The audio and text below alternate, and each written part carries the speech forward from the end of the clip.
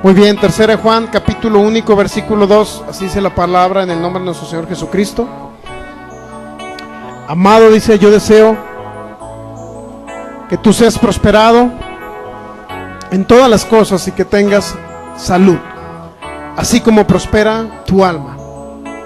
Vamos a orar. Te damos gracias, Padre grande, maravilloso y bueno. Eres un Dios de amor, un Dios que nos ama con amor eterno. Te damos gracias porque diste tu vida por nosotros. Te damos gracias porque derramaste tu sangre, Señor, porque viniste a la tierra, Señor, a darnos vida eterna, Señor, pero también darnos todas las cosas que pertenecen a la vida y a la piedad. Te damos gracias, Jesucristo, porque tú fuiste el Cordero que derramó su sangre por mí, por mi familia y por la humanidad entera. Gracias, Jesucristo, porque sin ese sacrificio a lo mejor yo no estuviera vivo, Señor. Sin ese sacrificio a lo mejor ya no estuviera en esta tierra, Señor, pero gracias a que tú pagaste el precio. Por eso continuamos en pie, Señor, firmes, sin ser derribados por el diablo, Señor. Al contrario, porque tú nos das siempre la victoria en cada momento, en cada circunstancia. Te damos gracias porque nos ha librado de la muerte, de los accidentes, Señor, de las enfermedades. Te damos gracias por tu amor inmenso hacia nosotros, Padre, hacia la humanidad. Te damos gracias porque nos has dejado el Espíritu Santo para que esté en este tiempo, en esta época del nuevo pacto, ahora habitando en cada creyente, habitando en cada corazón, y viniendo sobre cada uno de nosotros, Señor, con poder, con majestuosidad, con señorío. Espíritu Santo, te damos gracias por los milagros de antemano que haces cada día. Te damos gracias por esos milagros poderosos, por las sanidades, por tu manifestación gloriosa en esta tierra. En el nombre de Jesucristo te declaramos el Señor de nuestras vidas, el que nos guía, nuestro maestro, y por eso te pedimos en esta mañana sabiduría, revelación abundante, para que esta semilla de tu palabra, Señor, no regrese vacía, sino que sea prosperada para lo cual fue enviada. En el nombre de Jesús yo declaro que crecemos en fe en el nombre de Jesús, y que podemos ver en la tierra de los vivientes manifestándose tu poder, Señor, en el nombre de Jesús, en todas las áreas de nuestra vida, Señor, en nuestra familia, en nuestros empleos, en nuestras empresas, en el nombre de Jesús, y también, Señor, en nuestra salud, en el nombre de Jesús. Gracias, Padre, gracias por tanto amor. Muy bien, pues vamos a continuar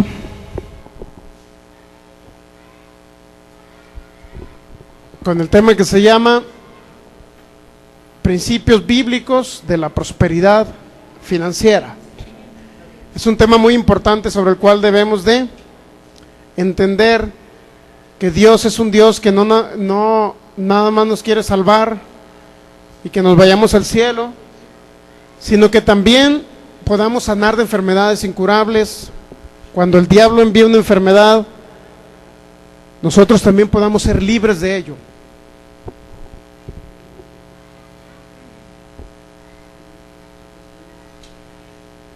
Entonces Dios también nos quiere libertad de todas las cosas malas que vienen de parte del diablo, ¿verdad? Que sanemos. Si algún día el diablo nos llega a atacar con una enfermedad, que usted sea libre, tenga la confianza de que no va a morir a corta edad. Tenga la confianza que Dios siempre va a estar con usted, apoyándolo, ayudándolo, levantándolo, independientemente de cómo estén las circunstancias. Dios siempre permanecerá fiel. Así es que debemos de ser creyentes en su palabra, para que Él se manifieste también a través de la fe nuestra. Y la tercera de Juan 2 es el texto base que hemos tomado, donde el Espíritu Santo habló por el apóstol Juan, y dando una instrucción muy importante. El deseo de Dios es que seamos prosperados.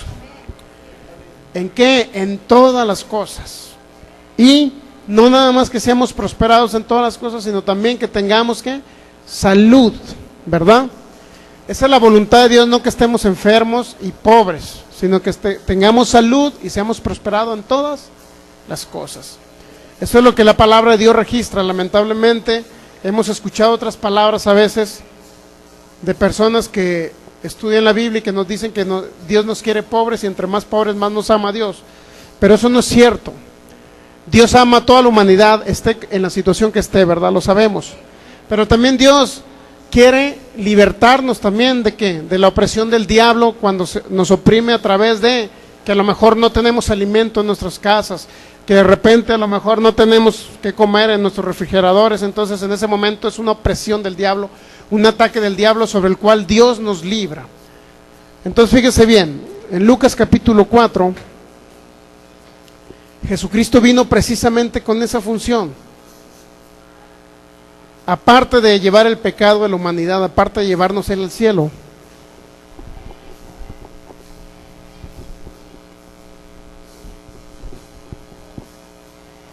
fíjese bien, Lucas capítulo 4, ¿ya lo tiene? Fíjense bien lo que dijo nuestro Señor Jesucristo. Desde el versículo 16 en adelante vamos a leer. Vino a Nazaret. ¿De quién está hablando? De nuestro Señor Jesucristo.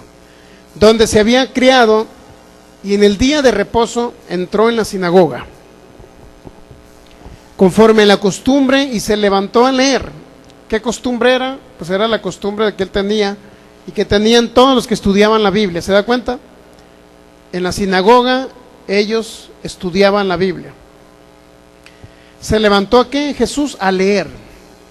Se le dio el libro del profeta Isaías, y habiendo abierto el libro halló el lugar donde estaba escrito: el Espíritu del Señor está sobre mí, por cuanto me he ungido para dar buenas nuevas. ¿A quién? A los pobres. ¿Qué significa una buena nueva a un pobre? De antemano la palabra evangelio significa buenas nuevas, ¿verdad? Ya sabemos que la palabra evangelio significa buenas nuevas, es decir, no malas noticias, sino buenas noticias, ¿verdad? Buenas nuevas significa buenas noticias. Es decir, el evangelio nunca le va a traer a usted malas noticias, nunca le va a traer que se tiene que morir a corta edad. El evangelio no le va a decir eso, porque Dios no lo dejó eso escrito en su palabra. El evangelio no le va a decir que usted tiene que morir de un accidente. El evangelio no le va a decir que usted tiene que morir de un paro cardíaco. El evangelio no le va a decir eso. El evangelio no le va a decir que usted tiene que estar pobre toda la vida. No, el evangelio le dice, fíjense bien: por cuanto me he ungido, el Espíritu del Señor, el Espíritu Santo estuvo sobre Jesucristo, y Jesucristo recibió la unción. Eso significa que fue ungido, recibió la unción, es decir, recibió el poder del Espíritu Santo. ¿Para qué? ¿Cuál es la función? O una de las funciones: para dar buenas nuevas. ¿A quién?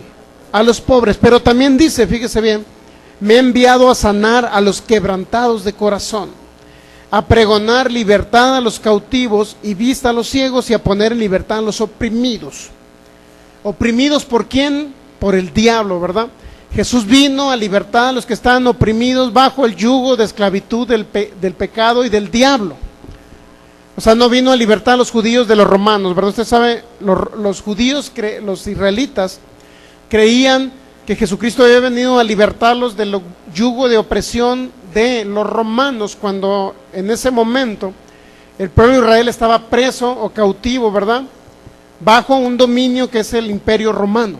Sin embargo, Jesucristo dijo: yo he venido a libertar a los oprimidos, y los judíos creían que Jesús los había venido a libertar de los romanos, pero no, Jesús vino a libertar, fíjense, de la opresión de las tinieblas, del diablo, de Satanás. De tal manera que todas esas cosas por las cuales fue ungido por el Espíritu Santo Jesús, una de ellas dice que vino a dar buenas nuevas a los pobres, o sea, buenas noticias. Eso significa. ¿Cuál es la buena noticia para un enfermo? Que si está enfermo de cáncer, Jesucristo lo va a sanar y lo va a levantar de esa cama, ¿verdad? En un hospital donde esté. Eso es una buena nueva para un enfermo. ¿Cuál es la buena nueva para un pobre? Que Dios lo va a prosperar. Una buena nueva para un pobre no sería: oye, toda la vida vas a estar pobre. Eso no es una buena nueva. Imagínense cómo podrá levantarse un enfermo si de repente está todo desahuciado ya ahí, que la ciencia médica ya no pudo sanarlo. De repente llega usted y le dice: te traigo el evangelio, las buenas nuevas. Las buenas nuevas es que Dios a lo mejor te va a sanar, o a lo mejor te va a mantener enfermo. No lo sé si Dios te quiere sanar o es una prueba de Dios que tú estés enfermo. Es más, no sabemos la voluntad de Dios, si Dios es el que te va a llevar ahora en este momento al más allá, porque ya te necesita. Eso no son buenas nuevas para un enfermo, ¿verdad? Imagínense llegarle a dar una buena nueva a un enfermo. ¿Ustedes creen que va a ser sanado? ¿Ustedes creen que va a ser restaurado a través del poder del Espíritu Santo ese enfermo? Por supuesto que no, porque usted no le está dando una buena noticia, usted le está dando una mala noticia. Es más, le está dando el tiro de gracia. ¿Me explico? En pocas palabras, lo que necesita el enfermo es que usted lo motive a través del Evangelio, que Jesucristo llevó la enfermedad de él, que Jesucristo a través de su llaga él es sanado. Eso es lo que necesita saber y lo que la Biblia registra. La Biblia no registra que tiene que morirse de algo, ¿me entiendes? No. La Biblia dice que somos de larga vida, eso es lo que registra la palabra de Dios. Por lo tanto, una buena nueva para un enfermo es que usted le diga: Dios, Cristo te va a levantar de esa cama. Si tienes un órgano dañado, un quiste o como se llame, o cáncer o diabetes, como se llame, Dios te va a restaurar ese órgano, Dios va a quitar ese quiste a través de un milagro del Espíritu Santo, de su poder. Y vas a ser levantado. Esa es una buena nueva para un enfermo. Para un pobre, la buena nueva sería de que no toda la vida vamos a estar pobres, ¿verdad? Si ahorita estamos en esa situación, no toda la vida vamos a estar en la misma situación, porque Dios nos levanta de ese yugo de opresión. ¿Verdad que la pobreza es una opresión? Imagínense, cuando nuestros hijos nos piden alimento y que no tienes para comprarle algo que te está pidiendo de la tienda, del súper. Eso es muy feo, que tu hijo no le puedas comprar algo. ¿Qué significa eso? Opresión, ¿verdad? Y Dios no quiere que estemos oprimidos con ese problema económico, financiero. Dios no lo desea. ¿Qué tenemos que hacer nosotros? Entender y a través del oír la palabra de Dios de prosperidad, entender que podemos salir de esa circunstancia complicada, difícil, que Dios nos va a librar de todo ello. Por eso, si Jesús fue ungido por el Espíritu Santo, fue para dar buenas nuevas a los pobres. ¿De qué? De que los pobres no iban a estar toda la vida en ruina, para que me entiendan.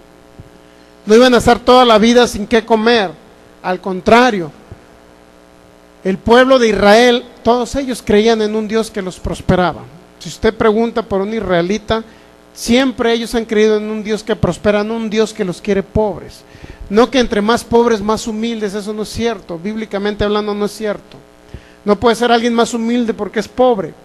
Yo conozco personas que tienen mucho dinero, que son humildes, instruibles, dóciles.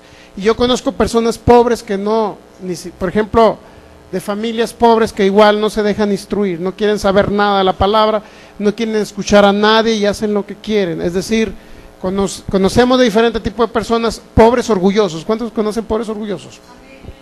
Digo, orgullosos no de su... sino me refiero a altivos, pues. Altivos es que no quieren escuchar nada, solamente déjame con lo mío. Yo conozco muchos pobres altivos. Así es que la humildad no viene de que estés pobre, la humildad viene de que dentro de tu corazón. Si tú eres humilde, puedes tener todo el dinero del mundo, pero puedes ser una persona humilde en tu corazón. Así es que regularmente la humildad la relacionaron con pobreza, pero no tiene nada que ver la humildad con la pobreza, ¿verdad? No tiene nada que ver. Entonces, Lucas capítulo 4, el Espíritu del Señor está sobre mí. La unción del Espíritu Santo, ¿para qué fue? Para dar buenas nuevas a los pobres, para que los pobres no continúen siendo pobres. Esas son las buenas noticias para un pobre. Si tenemos nosotros la unción para dar buenas nuevas, ¿usted cree que esa unción no le sirve a usted también para que también sea libre de las deudas, libres de ese tipo de opresión económica también? La unción del Espíritu Santo dice que rompe yugos. Vamos por ahí a Isaías capítulo 10, eso viene en Isaías capítulo 10. Fíjense para qué sirve la unción del Espíritu Santo.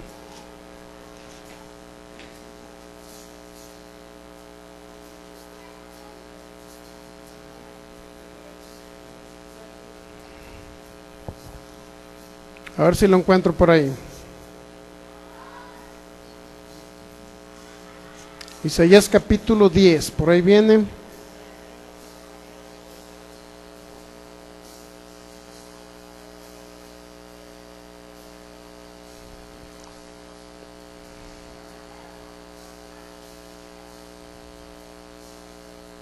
En el versículo 27. ¿Ya lo tiene? Isaías 10, 27, versículo 27 dice: acontecerá en aquel tiempo que su carga será quitada de tu hombro, y su yugo de tu cerviz, es decir, de tu corazón. La carga será quitada de tu hombro, y su yugo de tu corazón o de tu cerviz, y el yugo se pudrirá a causa de ¿qué? ¿Qué es un yugo? Es algo que oprime, ¿verdad? Un yugo es algo pesado, es algo que cargan, algo que se carga, para que me entienda. Entonces está hablando de una carga que iba a ser quitada a causa de ¿qué? De una unción. ¿Cuál unción cree usted? La misma unción del Espíritu Santo que estuvo sobre Jesús. Es la misma unción que usted lo liberta de ese yugo de esclavitud, de eso pesado.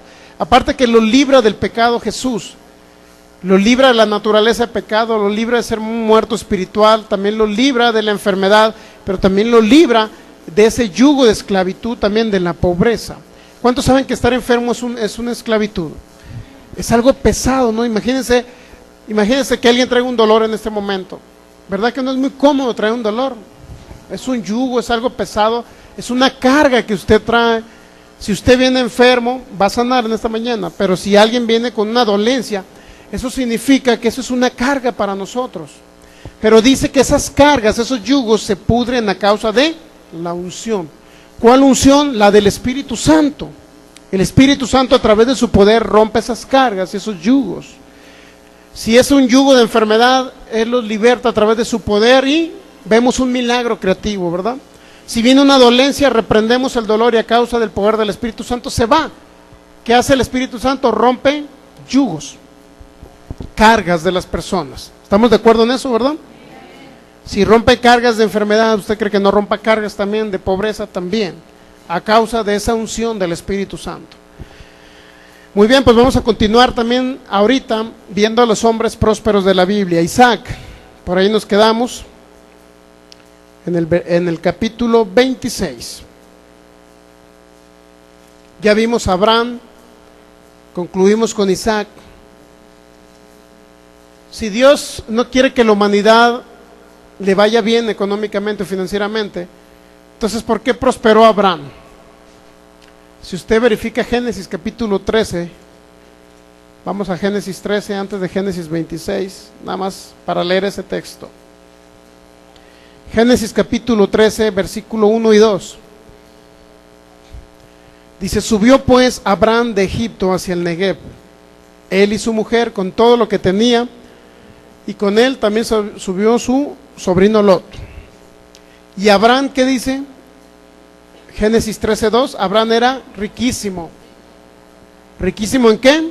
En ganado, en plata y en oro. ¿Quién lo prosperó? ¿Quién le dio ese oro y esa plata? ¿Quién le dio ese ganado? Dios, ¿verdad? Se multiplicó su ganado, los egipcios le dieron ganado. El caso es que Abraham subió siendo riquísimo en ganado, en oro y en plata. Si Dios quiere a la gente pobre, ¿por qué prosperó Abraham? ¿Por qué prosperó Abraham? Dígame usted. ¿O quiso más Abraham que usted?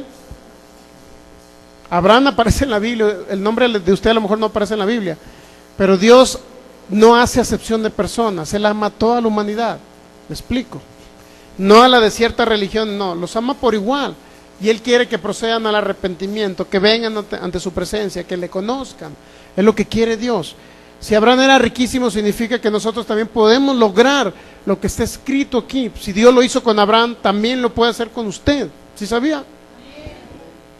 Y esa no es una falsa promesa cuando usted cree en Dios. Cuando usted le cree a Dios y a su palabra, no es una falsa promesa.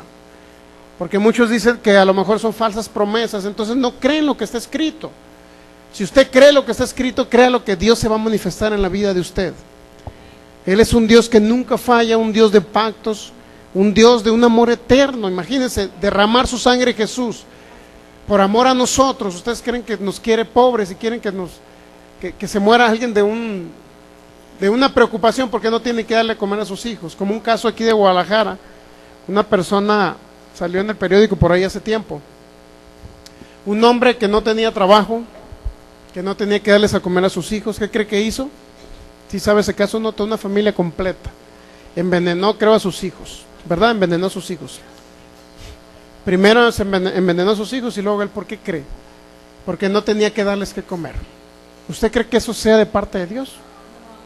Que personas se suiciden porque no tienen que comer, Por supuesto que no, no es de Dios eso. Porque ese hombre se sintió tan oprimido. Imagínense llegar el diablo a meterle la idea en su mente que podía, como no tenía que comer y no iba a tener que comer el siguiente día, mata a tus hijos mejor. Imagínense. Qué cruel es el diablo, ¿verdad? Créalo que eso no viene de parte de Dios, que Dios le dé un mensaje, mata a tus hijos porque no vas a comer. No. Si Dios hizo riquísimo a Abraham, también puede hacerlo con aquel que cree en su palabra. También lo puede hacer. No tenemos por qué andarnos suicidarnos porque no la acabamos aquí en la tierra, ¿verdad? Muchos decimos, oye, no me la acabo aquí en la tierra. Ni siquiera ando batallando para comer. Ando sufriendo, no me la acabo.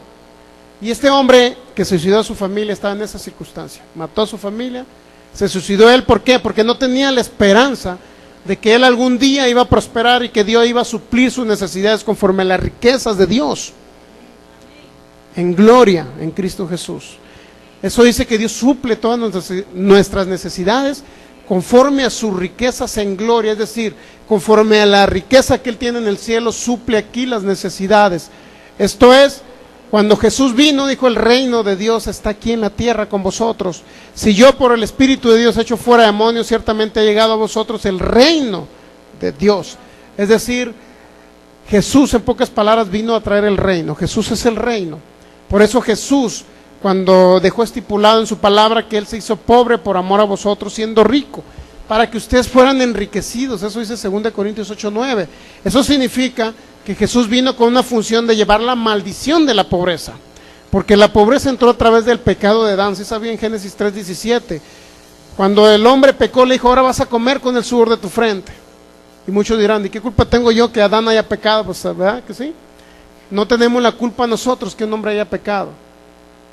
Así es que lo vamos a agarrar bofetadas ahí en el cielo cuando lleguemos. ¿Qué culpa tenemos nosotros, verdad? Sin embargo, para eso Jesús vino, que se le llamó el postrer Adán. ¿Sí sabía que a Jesús se le llamó el postrer Adán? Eso significa que un Adán nos metió en maldición, pero un postrer Adán llamado Jesucristo nos metió otra vez en la bendición de Dios. Como hijos de Dios no tenemos por qué estar pasando necesidades. Si la estamos pasando ahorita es porque, pero no van a permanecer toda la vida, créalo. No vamos a estar toda la vida en las mismas circunstancias complicadas. Y créalo que hemos pasado de todo, todos hemos pasado de todo, ¿verdad? Circunstancias complicadas, pero Dios siempre nos va a librar. Fíjense bien, entonces, vamos a Génesis 26, versículo 12. Génesis 26, versículo 12, para que usted capte la historia de Isaac. Si Dios prosperó a Abraham, también a Isaac. Génesis 26, 12, y sembró Isaac en aquella tierra, y cosechó aquel año. ¿Cuánto cosechó Isaac? 100 por 1. Y le bendijo Jehová. ¿Qué recibió Isaac? Bendición. ¿De qué bendición estaba hablando, hermano? ¿De que Isaac era más espiritual? No. Estaba hablando de qué bendición, de una bendición económica, porque sembró y cosechó al 100 por 1. El varón, dice, hablando de Isaac, se enriqueció y fue prosperado y se engrandeció hasta hacerse muy poderoso. ¿Qué dice que pasó con Isaac? Se enriqueció. ¿Quién cree que lo enriqueció? Dios, a través de la bendición. Se va dando cuenta que la bendición de Dios representa riqueza. Representa la bendición de Dios, que usted puede ser enriquecido, pero aparte de la salvación, para que me entienda, aparte de irse al cielo, aparte de sanar de sus enfermedades incurables, Dios también le da o lo enriquece también. Fue aquel hombre, dice que aquel varón se enriqueció y fue prosperado y se engrandeció hasta hacerse muy poderoso. Es decir, Dios también lo hizo no nada más con Abraham, sino con Isaac. Segundo personaje, se va dando cuenta. Todavía si Dios lo hubiera hecho nada más con Abraham, hubiera dicho, bueno, hizo un caso excepcional Dios y nada más lo hizo con Abraham, con un solo hombre de la Biblia. Pero se va dando cuenta que no nada más lo hizo con un hombre, ya estamos hablando de dos. Abraham y su hijo Isaac. Y muchos dirán, bueno, fue nada más Abraham y Isaac. Bueno, vamos a seguir viendo a Jacob. ¿Qué les parece? El nieto de Abraham. Sin embargo, dice 14. Dice que es lo que tuvo este hombre con la bendición de Dios. Génesis 26, 14. Tuvo hato de ovejas, hato de vacas y mucha labranza, y los filisteos le tuvieron envidia. ¿Por qué cree que le tuvieron envidia? Por la abundancia que había de ganado, de siembra inclusive. Dice que tuvo mucha labranza. ¿Qué significa labranza? Que tuvo muchas tierras, que sembraba y cosechaba. ¿Está captando? ¿Y cuándo cosechó este hombre llamado Isaac? Dice que en un tiempo que hubo hambre en la tierra. Esto es, independientemente de las circunstancias del tiempo presente, independientemente de que subieron las tortillas, que subió la gasolina, que subió esto, que subió lo otro, no importa el tiempo, porque nosotros vivimos a través de lo que Dios dejó en su palabra, a través de sus promesas. No vivimos porque sube la gasolina ni porque suben las tortillas. Eso no nos debe impactar a nosotros como hijos de Dios. Esto es, independientemente que el mundo diga no puedo, no tengo, nosotros los hijos del Dios viviente debemos de tener, ¿me entiende? Y Dios nos va a proveer para que no nos falte nada. Esa es la promesa que Dios nos dejó en su palabra, independientemente del engaño del diablo, ¿me entiende? Porque el diablo le va a decir, no, que muy próspero y esta semana tuviste muy poquito. Esa mentira le va a meter el diablo, sobre todo cuando estamos hablando de prosperidad. Cuando hablamos de sanidad, ¿qué cree que pasó? Muchos empezaron a sentir dolores. El pastor está hablando de sanidad y milagros, y sin embargo mi hijo enfermo. Digo, eso me pasó a mí también con una de mis hijas. Estaba hablando yo de sanidad y mi hija ahí con dolores. ¿Qué? La palabra falló, no funciona, no. Dios nos libró de eso. O sea, a lo mejor no en el momento que yo quise, no en el momento que yo estaba hablando de sanidad, pero se vio el milagro posterior. Es decir, soporté ese ataque del diablo, porque ¿sabe lo que hace el diablo? Es desanimarlo a usted. Si yo le hablo de sanidad y de repente empieza a enfermarse la familia, bueno, dice, se está hablando de sanidad, ¿por qué? ¿Acaso el pastor está diciendo una mentira? ¿O acaso no está escrito en su palabra? Si está escrito, ¿o acaso no es verdad lo que está escrito? O sea, hay muchas cosas que el diablo nos trae en la mente. ¿Sabe qué hace cuando estamos hablando de prosperidad? Lo mismo, la misma circunstancia. De repente viene el ataque del diablo y dice, te están hablando de prosperidad y fíjate, no te está funcionando. Eso dice el diablo. Usted soporta esa adversidad, porque así dijo el Santiago, soporta las adversidades, así lo dijo Pedro también. Es decir, soportar significa que usted va a enfrentar al diablo y no va a andar por la circunstancia que usted ve, sino usted anda por fe, es decir, por lo que no se ve, pero usted ya lo cree en su corazón que es de usted. ¿Me explico? Es decir, el diablo le va a traer ideas en su mente. Si usted le hace caso, depende de usted, pero si no le hace caso y se mantiene firme, dice, al contrario, independientemente como vea las circunstancias, yo creo que si Dios le dio y le suplió a Abraham, a Isaac, también lo va a hacer conmigo. ¿Entiende? Y que era lo que hemos pasado nosotros por momentos muy difíciles, pero hemos soportado todas las adversidades, el diablo no nos ha vencido y hemos salido adelante. Y eso es lo que Dios quiere para ustedes también. Pero es necesario que usted se mantenga firme, que no flaquee en ese momento. Igual en la enfermedad. Si el diablo de repente le trae un dolor, usted no se va a mantener firme, decir, diablo, tú no me vas a quitar la vida, porque dice Dios que el poder de la vida y la muerte está en mi boca. Tú no, muerte, no vas a venir en la noche y en sueños y me vas a decir que me vas a llevar. No, porque Cristo dijo que me sació de larga vida. Me explico, usted enfrenta al diablo, lo soporta, significa que lo enfrenta. El diablo no puede dañarle ni llevárselo a usted una enfermedad incurable. Por supuesto que no. A lo mejor para nuestra mente humana es difícil aceptar eso, de que nos tenemos que morir de algo. Esa idea se nos metió por nuestros ancestros, abuelitos, bisabuelitos, toda la vida. De algo te tienes que morir. A lo mejor de un cáncer, a lo mejor por allá en un pueblo mi abuelita decía, a lo mejor si te caes del caballo te vas a morir. Pero eso no viene de parte de Dios. Dios dice que Él nos ha saciado larga vida. Por lo tanto, usted se apropia de la promesa de Dios. ¿Y qué cree que pasa? Usted va a ser de larga vida. No se va a ir cuando la muerte venga por usted, ni cuando el diablo le diga que ya tiene que morir. Usted va a morir después de los 120 años cuando usted diga, ahora sí, me voy. ¿Qué les parece? En pocas palabras, la muerte no es algo natural, para que me entiendan. Si nuestro cuerpo en un momento dado que esté ya de cierta edad, después de 100 años, usted dice, bueno, ya me voy, pero no se tiene que ir de una enfermedad incurable, solamente porque usted lo declara que se quiere ir. Entonces, ¿qué cree que pasa? Tranquilamente se va con Dios, da su último suspiro y se va al cielo. se despide de su familia, pero no tiene que irse tampoco de una enfermedad incurable, ¿okay? Ni de un accidente. No se tiene por qué ir de un accidente, no porque ya le tocaba, no porque ya está llegado a su rayita. No es cierto eso. El diablo no puede dañar su integridad, ¿sabía? Aun que le traiga una enfermedad, Dios lo va a librar de la enfermedad, aún así, aun que se manifieste eso. Igual en el área de la pobreza, igual, Dios lo va a librar de ello también. Fíjense lo que le dijo Dios a este hombre Isaac. En el versículo 14 dice que tuvo hato de ovejas, etc., muchos bienes, labranza y todo. Y todos los pozos que habían abierto los criados de Abraham, su padre, en sus días, los filisteos lo habían cegado y llenado de tierra.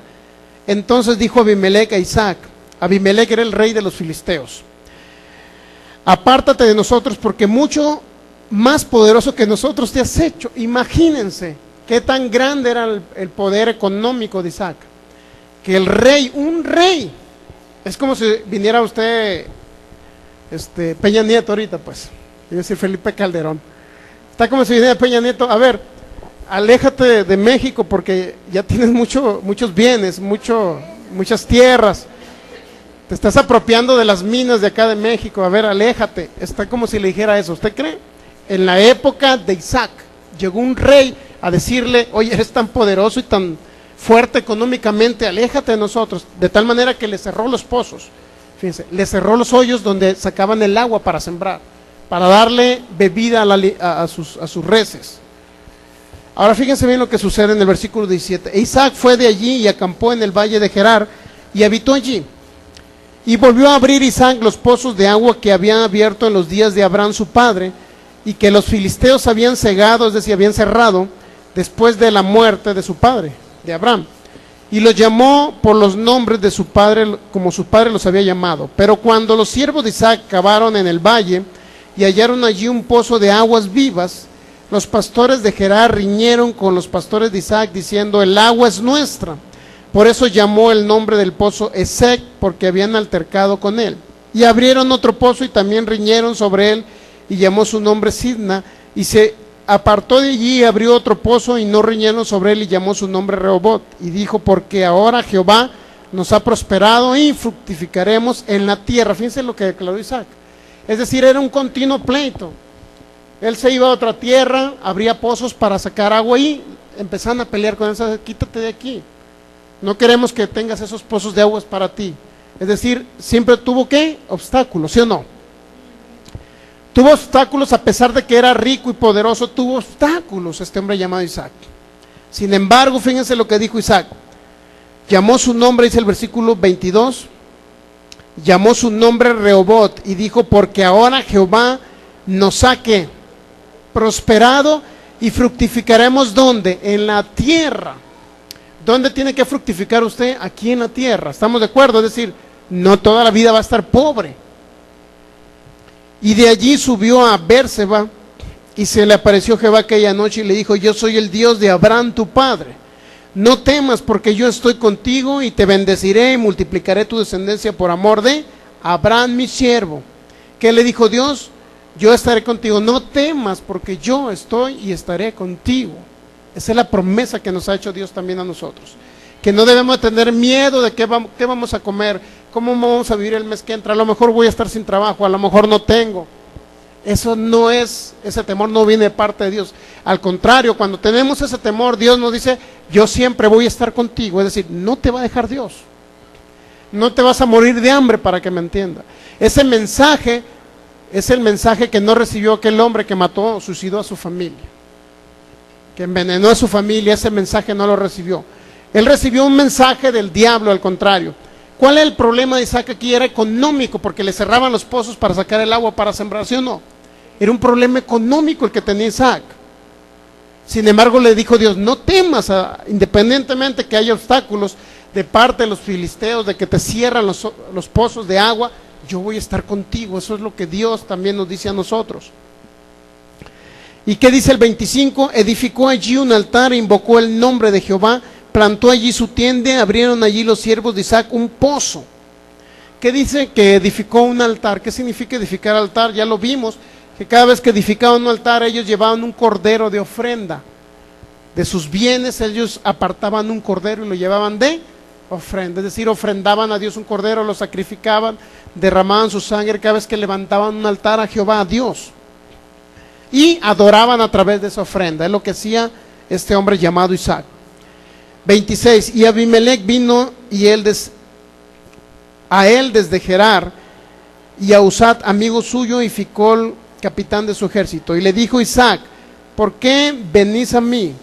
¿Por qué me habéis aborrecido y me echaste de entre vosotros?